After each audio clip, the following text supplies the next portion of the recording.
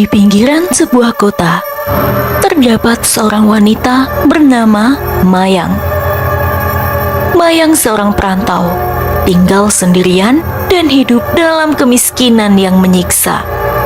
Ketika ia mendengar tentang pinjaman bunga ringan yang ditawarkan oleh seorang agen pinjaman misterius, rasa putus asa yang memenuhi pikirannya mendorongnya untuk mengambil langkah yang berani.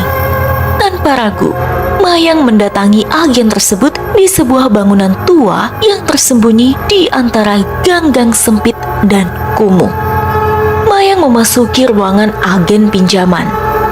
"Permisi, saya datang untuk menanyakan tentang pinjaman bunga ringan yang Anda tawarkan," ucap Mayang. Agen, sesosok wanita tinggi langsing menyambutnya dengan senyum ramah, tapi aneh. "Selamat datang, Mayang. Tentu saja, kami memiliki penawaran menarik untuk Anda. Silakan duduk." Mayang duduk di kursi kayu yang reot, merasa gelisah tapi juga berharap. Mayang pun mulai bertanya, "Bagaimana cara kerjanya? Dan apa saja syaratnya?"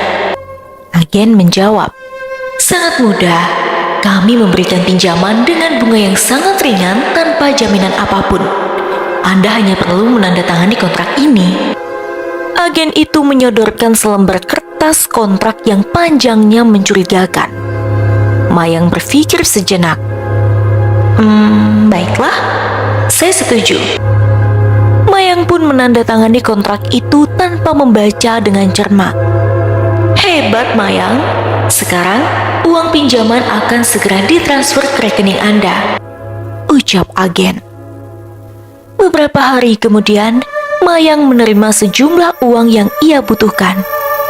Awalnya semua baik-baik saja, namun dengan cepat ia menyadari bahwa bunga yang harus dibayarnya jauh lebih tinggi dari yang dijanjikan. Setiap bulan, jumlahnya bertambah dengan cepat, menghantui setiap langkahnya. Mayang merasa seperti terperangkap dalam labirin hutang yang tak berkesudahan. Bagaimana ini bisa terjadi? Oh, aku terjebak. Mayang mulai menyesali tindakannya.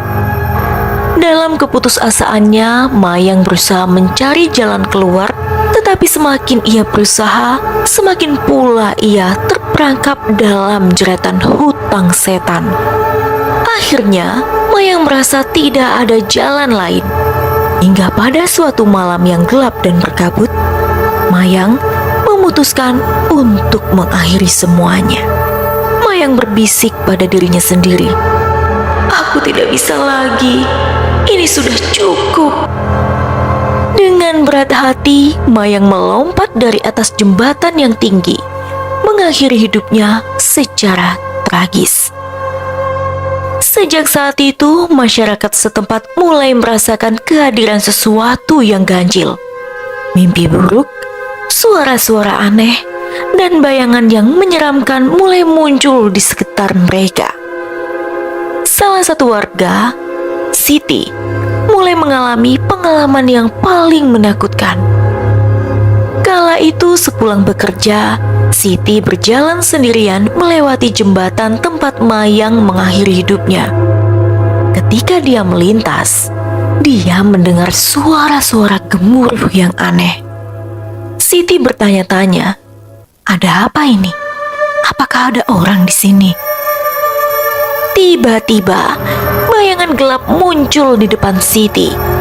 Dia merasa jantungnya berdetak kencang, nafasnya tersengal. Siti dengan suara gemetar memberanikan diri bertanya, Siapa kamu? Mengapa kamu di sini?" Bayangan seorang wanita itu berbisik dengan suara yang menggelitik tulang belakang, "Aku Mayang. Aku terjebak dalam hutang berbunga setan, dan aku tidak sendirian." Siti merasa bulu kuduknya berdiri, takut akan kehadiran arwah penasaran di hadapannya.